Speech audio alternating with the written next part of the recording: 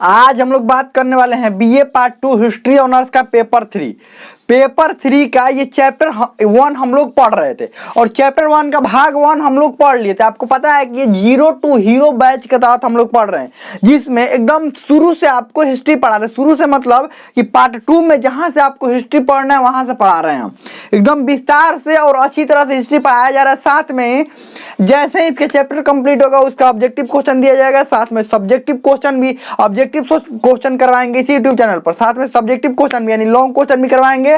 उसके बाद model set भी देंगे और मॉडल सेट कहाँ देंगे? टेलीग्राम ग्रुप में देंगे। अगर टेलीग्राम ग्रुप अभी तक आप ज्वाइन नहीं किए हैं तो लिंक डिस्क्रिप्शन में होगा, टेलीग्राम ग्रुप ज्वाइन कर लीजिएगा या टेलीग्राम में सर्च करना है हिस्ट्री टॉक और आपको टेलीग्राम ग्रुप मिल जाएगा और वहां से भी ज्वाइन कर सकते हैं। ये भाग 2 है। भाग 1 में हम लोग क्या पढ़ रहे थे? थानेश्वर के पुष्य भूति वंश के बारे में पढ़ लिए थे और ये सब पढ़ लिए थे कि पुष्य भूति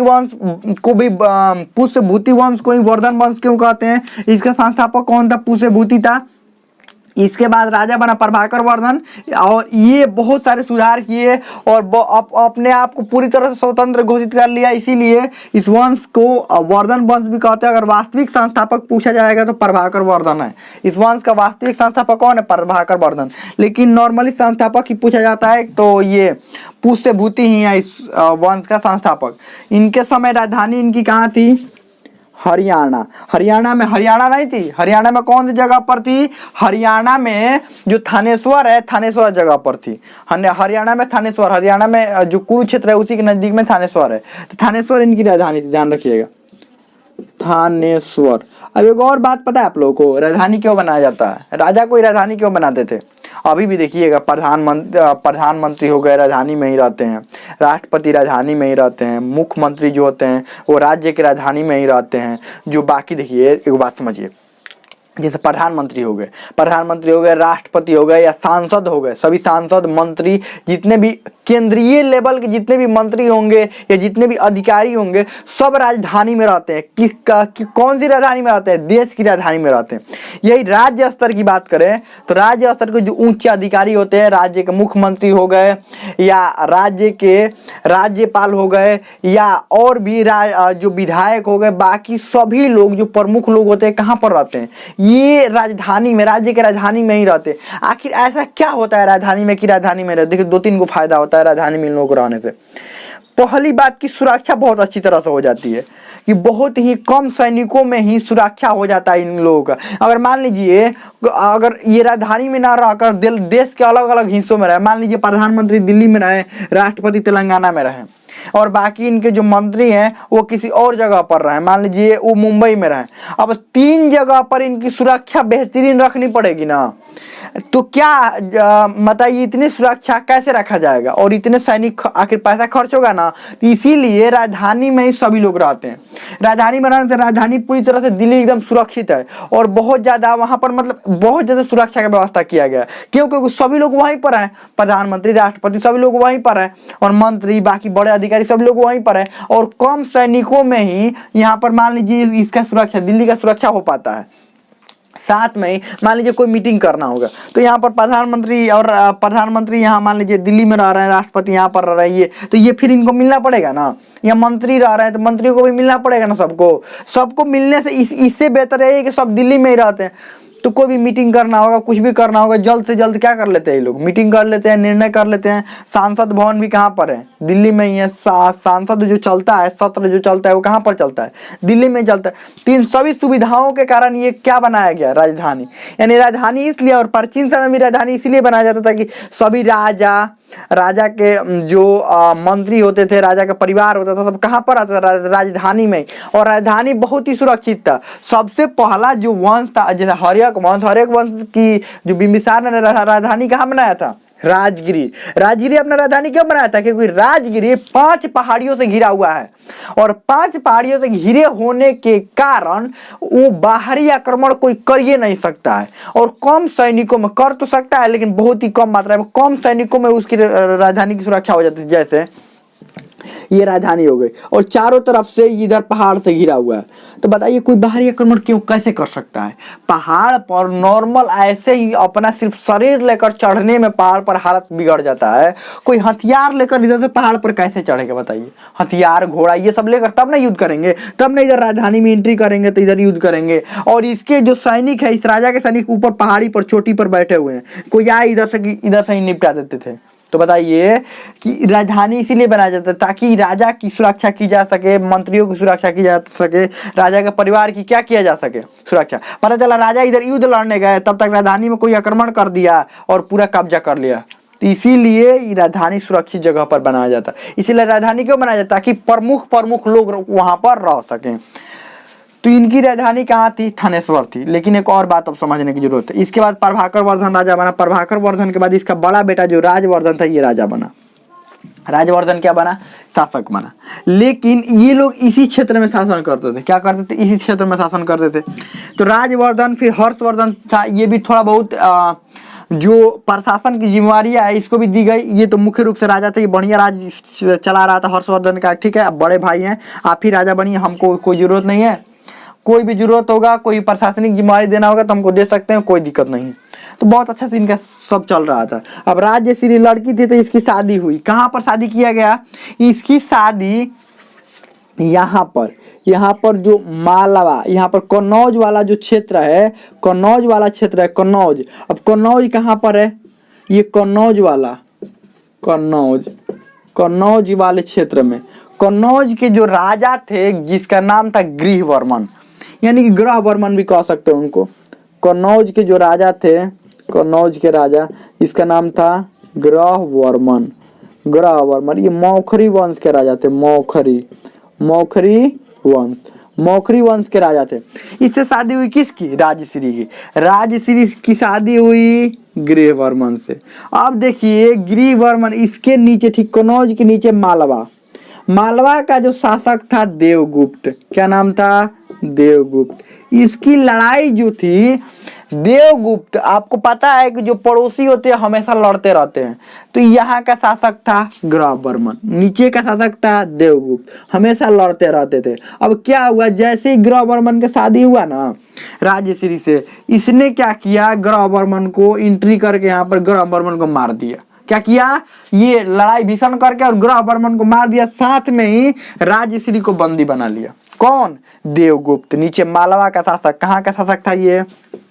मालवा का शासक देवगुप्त ने क्या किया, ग्रहवर्मन को पहले तो मार दिया यहाँ पर जाकर कन्नौज में, और साथ में ही राजश्री को बंदी बना लिया। लेकिन राजश्री भी अच्छी तरह से तलवारबाजी, युद्ध कौशल बहुत अच्छी तरह से जानती थी। ध्यान रखिएगा, ये नहीं कि बस ऐसे ही फालतू में राजकुमारी थी, नहीं। ये राजा के जब लड़के थे, ये लोग जब सब चीज जानते थे तो ये भी बहुत अच्छा तरीका से जानती थी। ध्यान रखिएगा, बहुत अच्छा से लड़ाई वड़ाई करना सब जानती थी। तो इसको तो बंदी बनाया किसने? देवगुप्त ने। लेकिन उसके बंदी से, उसके चंगुल से छूट कर ये कहां पर भाग गई? जंगलों में। कहां पर भाग गई? जंगलों में।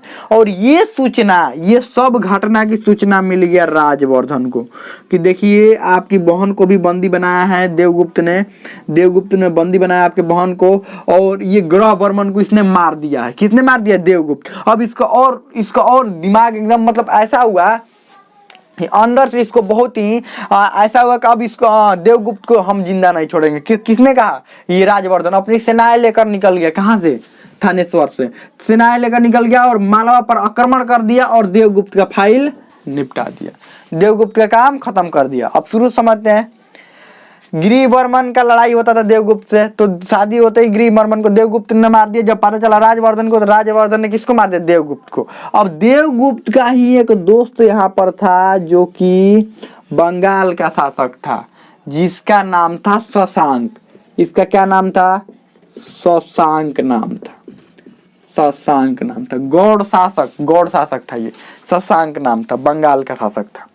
अब ये इसका दोस्त था, देवगुप्त का ये दोस्त था। जैसे पता चला कि अरे हमारे दोस्त को इसने मार दिया, अभी राजवर्धन वापस नहीं लौटा था अपने राजधानी में, अभी इधर ही था, मारकर मालवा वाला क्षेत्र में ही था। तब तक ये एंट्री किया इधर से बंगाल से, और इनका राजवर्धन का फाइल क्या कर दिया?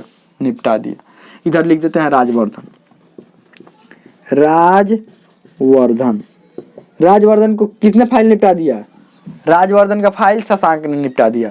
जब ये बात पता चल रहा हर्षवर्धन को कि देखिए गृहवर्मन को मार दिया गया है, आपकी जो बहन है उसको भी बंदी बना लिया गया, जबकि ये तो भाग गई थी ना, पता इन लोगों को भी नहीं चला था, और आपके बड़े भाई को भी मार दिया गया। ये इधर से गुस्सा से निकला, ये भी बहुत ही ताकतवर था, इतना बात जान समझ लीजिएगा। कुछ सेनाएं लेकर निकला और ये शशांक को क्या कर दिया, कहानी खत्म कर दिया, शशांक को मार दिया। अब एक और बात समझिए, फिर से समझिएगा इसको क्या क्या हुआ है, नहीं तो बड़ा कॉम्प्लिकेटेड होता है नहीं समझिएगा तो। ये राजवर्धन, हर्षवर्धन, राजश्री ये सब भाई बहन थे। राजश्री का शादी हुआ कनौज के शासक गृहवर्मन से। राजश्री के साथ शादी हुआ कनौज के शासक गृहवर्मन से। अब गृहवर्मन का लड़ाई देवगुप्त से चलता रहता था, वहीं मालवा के शासक देवगुप्त से। शादी होते ही देवगुप्त ने गृहवर्मन को मार दिया और राजश्री को इसने क्या किया, बंदी बनाया। जब ये बात पता चला राजवर्धन को, तो राजवर्धन ने देवगुप्त को मार दिया, और ये राजवर्धन ने किसको मार दिया, देवगुप्त को, और ये राजश्री को ढूंढ रहा था, अभी इधर ढूंढ रहा था अभी राजश्री को। तब तक शशांक को पता चल गया इसका दोस्त था ये, अब इसने किसको मार दिया, राजवर्धन को। और जब ये सब बात हर्षवर्धन को पता चला तो हर्षवर्धन ने किसको मार दिया, शशांक को। तो बताइए इस सारे जगहों के शासक निपट गए कि नहीं निपट गए, शशांक निपट गए, गृहवर्मन निपट गए, मालवा के साथ देवगुप्त निपट गए। तो बताइए ये सब की जिम्मेवारी अब किसके पास आ गया, हर्षवर्धन के पास में। ये पूरा क्षेत्र विस्तार हो गया किसका, कौन सा वंश का, वर्धन वंश का। ऐसे ही हो गया। ये लोग तो लड़ाई नहीं करना चाहते थे, लड़ाई तो करना नहीं चाहते थे, फिर भी ये क्या हुआ, इनके पास ये इतना आ गया। और हर्षवर्धन ने फिर राजश्री को क्या कर लिया, ढूंढ लिया। राजश्री को क्या कर लिया, जंगलों में भाग गई थी राजश्री को, फिर वापस हर्षवर्धन ने ढूंढ लिया, अपने राजधानी में लेकर आया। तो एक और बात समझिए, अब इनकी राजधानी थी थानेश्वर। थानेश्वर राजधानी थी, तो क्या थानेश्वर से सारे जगहों को चला सकते हैं, नहीं, इनको अब राजधानी बीच में लेकर आना पड़ा। किसने, हर्षवर्धन ने। तो हर्षवर्धन ने राजधानी परिवर्तित किया, ध्यान रखिएगा। थानेश्वर से ये कन्नौज राजधानी लेकर आया। क्यों लेकर आया, क्योंकि यहाँ से सारे जगहों पर नजर रख सकता है, मालवा पर भी, बंगाल पर भी, और यहाँ पर ये थानेश्वर, ये हरियाणा, यहाँ पर भी ये सभी जगह पर नजर रख सकता है। तो हर्षवर्धन ने राजधानी परिवर्तित किया और कहाँ पर राजधानी लेकर आया, कन्नौज। कहाँ पर, कन्नौज, जो कि वर्तमान में मध्य प्रदेश में, ध्यान रखिएगा ये कहाँ पर है, वर्तमान में मध्य प्रदेश में। और एक और इसने राजधानी बनाई, राजधानी ध्यान रखिएगा, राजधानी एक अपनी सांस्कृतिक राजधानी बनाया, मथुरा को। मथुरा को सांस्कृतिक राजधानी, सांस्कृतिक राजधानी समझते हैं, सांस्कृतिक राजधानी समझते हैं। कोई भी पूजा पाठ होने वाला, मथुरा आपको पता ही है, वैसे भी पूजा पाठ की दृष्टि से वो बहुत ही फेमस जगह है, ध्यान रखिएगा। धार्मिक दृष्टि से बहुत ही फेमस अभी भी जगह है, और उस समय भी फेमस था, तो उसको अपना सांस्कृतिक राजधानी बनाया। और उस समय वहां पर सूती कपड़ा का व्यापार बहुत अधिक होता था। कहाँ पर, ये मथुरा में। तो ये अब हर्षवर्धन की बात हो गई, हर्षवर्धन ने अपना राजधानी परिवर्तित करके कहाँ पर लेकर आ गया, ये कन्नौज में लेकर आ गया। चलिए आगे बढ़ते हैं। अब ये शासन अपना चलाने लगा, प्रशासनिक व्यवस्था अपना ठीक किया, सब चीज़ बढ़िया किया, सब चीज़ ठीक ठाक किया, बिना जीते हुए ही इतना क्षेत्र मिल गया। अब इसका दिमाग 7वां आसमान पर था। कहाँ पर था इसका, हर्षवर्धन का दिमाग 7वां आसमान पर था कि किसी पर भी हम आक्रमण कर सकते हैं, किसी को भी हरा सकते हैं। ऐसे ही सब इतना ले लिए तो किसी को भी हरा सकते हैं। यही कॉन्फिडेंस इसको दूसरे से हरवा देगा, ध्यान रखिएगा। अभी आगे हम लोग पढ़ेंगे। इसके दरबार में एक विदेशी यात्री आया था जिसका नाम था वेनसांग। इसका क्या नाम था, वेनसांग। इसको मिटा देते हैं, इसको मिटा देते हैं, हमें तो समझ में आ गया होगा। चलिए यहीं पर लिख देते हैं। एक विदेशी यात्री आया था जिसका नाम था वेनसांग। ये चीन का यात्री था, वेनसांग आया था, चीनी यात्री था, ये ध्यान रखिएगा, चीन का यात्री था।